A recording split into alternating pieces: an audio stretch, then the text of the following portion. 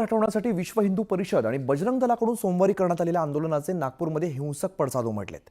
सोमवारी संध्याकाळी नागपूरमध्ये 2 गटांमध्ये तुफान दगडफेक झाली, तसंच मोठ्या प्रमाणात वाहनांची जाळपोळ करण्यात आली। पण यात अनेक लोकांना याची नाहक झळ सोसावी लागली आहे। नागपूर हिंसाचारात घरांवर दगडफेक। त्यांच्यात इतकी क्रूरता होती की त्यांनी काच आणि दगड पूर्ण आमच्या घरात आणले होते, घरात फेकले, खिडकीतून पूर्ण आतमध्ये आले। वाहनांची तोडफोड, जाळपोळ। इथे इन्सिक्युअर वाटायला लागलं सध्या तरी सगळ्यांना। दगडफेकीतून बालबाल बचावले अनेक। हो, देवाची कृपा चाहिए, मी वाचले ते।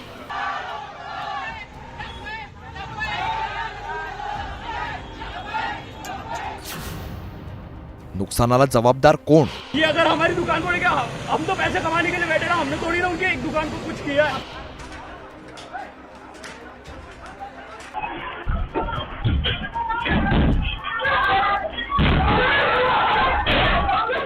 नागपुरात झालेल्या राड्याची सुरुवात नागपूरच्या महाल परिसरातील शिर्के गल्लीतून झाली। 1500 जणांचा जमाव शिर्के गल्लीवरती चाल करून आला। जमावानं दगड, विटा आणि दांड्यांनी परिसरातील वाहनांवरती हल्ला चढवला। यात मोठ्या प्रमाणात वाहनांची तोडफोड करण्यात आली, तसंच घरावरही जमावाने दगडफेक केली। त्यामुळे या परिसरात दहशत पसरली होती। रात्रीच्या वेळेस मोठ्या प्रमाणात माप आला। आम्ही लोक जेव्हा तिथे उभो होतो आणि समोर गेलो, खूप माप होता आणि जो माप अंदर घुसला आणि त्यांनी तोडफोड चालू केली। सगळ्या गोष्टी पहिले तोडफोड चालू केली आणि मग नंतरचा त्याच्यानंतर जो दुसरा माप आला तर त्यांनी जाळपोळ चालू केली। जाळलं, पेट्रोल बॉम्ब होते त्यांच्या जो बॉम्बसारखं होते, त्यांच्या हातामध्ये तलवारीसुद्धा होत्या। ते काही इथे आय कार्ड्स मिळालेले आहे जे मी पोलीस स्टेशनला जमा केलेले आहे, ज्याच्यामधले बाहेरचे मुलं ते दिसत आहे, त्या परिसरातले, या परिसरातल्या बाहेरच्या लोकांचे आहे। असे मी 4 आयडेंटिफिकेशन जे कार्ड आहे ते यांना पोलीस स्टेशनमध्ये जमा केले। शिर्के गल्लीनंतर जमावाने मोर्चा वळवला तो चिटणीस पार्ककडे। चिटणीस पार्कमधील पेशणे कुटुंबियांच्या घरावर जमावाने दगडफेक केली, तसंच त्यांची कारही जाळण्यात आली। पेशणे कुटुंबातील ही महिला तर बालबाल बचावली आहे। एकदम अचानकच आले आणि गोटमार करायला लागले। माझ्यावर तर ते मोठा गट्टू उचलला होता फेकून मागायला, पण वाचली। तुमच्या डोळ्यामध्ये अश्रू येत आहे, म्हणजे किती भीती होती, काय नेमकं म्हणजे खूप भीती वाटत होती। हल्ला इतका गंभीर होता की जणू घरांवर दगडांचा पाऊस पडत होता।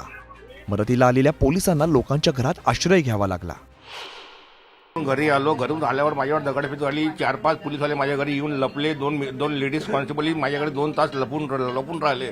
इतकी भयंकर दगडफेक होती की दगडाचा खच पडला रस्त्यावरती। रात्री कॉर्पोरेशनची गाडी आली आणि दगड साफ केले पूर्ण। पेशणे यांच्या शेजारच्यांची तर याहून बिकट परिस्थिती झाली होती। त्यांच्या घराच्या खिडकीला आग लावण्यात आली होती। आजीला उचलून असं दिलं आणि बाजूच्या घरी सोडून दिला त्यांना, आणि कारण त्यांनी पूर्ण धूळ आतमध्ये झालेला होता आणि घर जाणं, सामोरून दगड, मागून दगड, पोलीसवाल्यांना सुद्धा दगड मारले त्यांनी, पोलीसवाले सुद्धा पळाले।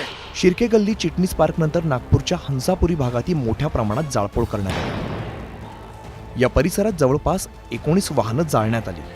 आधी सीसीटीव्ही फोडण्यात आले, त्यानंतर एक घरांच्या बाईक त्यांच्या हाताने निघत पण नव्हत्या, त्या काढण्यात आल्या।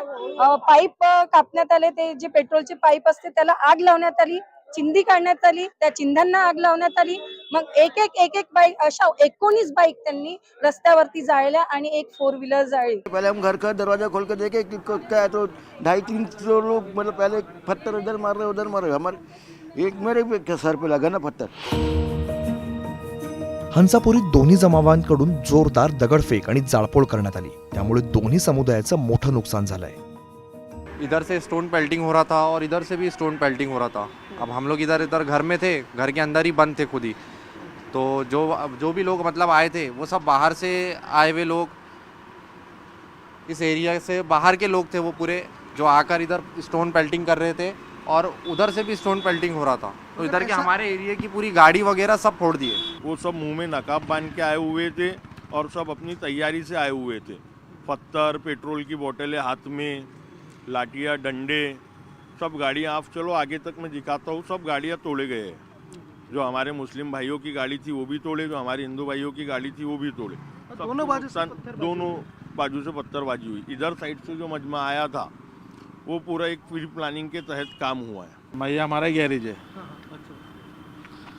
हम तो अपने घर से देख रहे थे सब फूटते, हमारी गाड़ियाँ फूट रही है, हमने हमारे कैमरों से देखे कि कैसे फोड़े करके। जमावाच्या तावडीतून हंसापुरी भागातील हा दवाखानाही सुटलेला नाहीये. गोरगरीब रुग्णांवरती माफक दरात उपचार करणाऱ्या बंडू क्लिनिकचं या दगडफेकीत मोठं नुकसान झालंय. 45 वर्षांपासून रुग्णसेवा देणाऱ्या हॉस्पिटलमधील कर्मचाऱ्यांना क्लिनिकमधून बाहेर काढून धक्काबुक्की करण्यात आली. हॉस्पिटल के अंदर ही बैठे थे हम लोग, लाइट वाइट बंद करके हम देख रहे थे, तो हमने बाहर बस वो छेद से देख रहे थे, तो उन लोगों ने दरवाजे को जोर जोर के पटका और दरवाज़ा तोड़ दिया और हम दोनों वहीं बैठे थे. उन लोग ने हमको पकड़ के बाहर खींचने की कोशिश की, हम पे हमला करने की कोशिश किया, तो हम दोनों ने उनको धक्का देके हम सीधा फिर घर चले गए. फिर उन लोगों ने तब अंदर आए, फिर ये गाड़ियों को तोड़ा. 2 गटातील या हिंसाचारात गीतांजली टॉकीज परिसरात गॅरेजचं सुद्धा मोठं नुकसान झालंय. गॅरेजमधील 8 ते 9 वाहनांची तोडफोड करण्यात आली आहे. त्यामुळे गॅरेज मालकाला मोठा भुर्दंड सहन करावा लागणार आहे. नहीं, मुझे तो नहीं मालूम क्योंकि हम लोग नमाज में थे. हमारी नमाज 8 बजे से लेकर 10 बजे तक हमारी नमाज चलती है. 10 बजे बाद हम खाना खाने जब घर में बैठे तो हमको मालूम पड़ा कि तुम्हारी दुकान में तोड़-फोड़ हो गई. और आज इतने साल हो गए हमारे यहाँ, 70 साल पुराना गैरेज है, आज पहली बार हुआ है हमारे यहाँ. नागपूर हे तसं शांतताप्रिय शहर मानलं जातं. गेल्या 25 ते 30 वर्षात नागपुरात असा हिंसाचार कधीच झालेला नाहीये. त्यामुळे सोमवारी घडलेल्या घटनेने जसं लोकांचं नुकसान झालंय तसंच त्यांच्या मनात असुरक्षिततेची भावनाही निर्माण झालीय. ती दूर होणं गरजेचं आहे. लक्ष्मण घाटोळ, उदय तिमांडे, नरेंद्र मतेसह bureau report, news 18 Lokmat, Nagpur.